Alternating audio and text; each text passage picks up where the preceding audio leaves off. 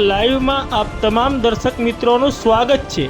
હું છું આપની સાથે રિપોર્ટર યાસીન ભાભોર। આજના મહત્વના સમાચારની વાત કરીએ તો ગઢડા ગામની ભાગોળ સુધી આવતી સરકારી એસટી બસને વધુ 4 કિલોમીટર લંબાવવા માટે મુસાફરો, વિદ્યાર્થીઓ અને જાગૃત નાગરિકોએ ફતેપુરા એસટી કંટ્રોલરને લેખિત રજૂઆત કરી।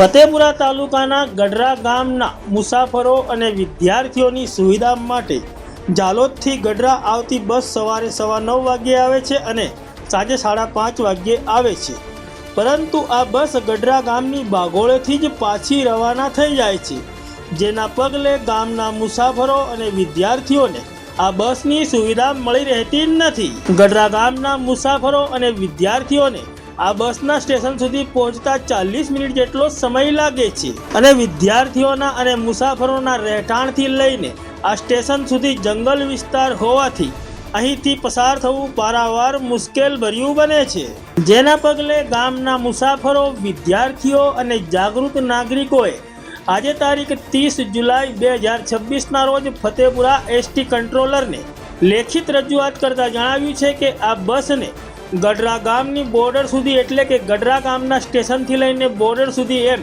વધુ 4 કિલોમીટર લંબાવવામાં આવે। ફતેપુરા એસટી બસ સ્ટેશનના કંટ્રોલર ગુલાબસિંહ પારગીએ તમામ વિદ્યાર્થીઓ, મુસાફરો અને ગ્રામજનોની રજૂઆતોને ધ્યાનપૂર્વક સાંભળી છે અને આ બાબતે યોગ્ય કાર્યવાહી કરાવવાની ખાતરી આપી છે।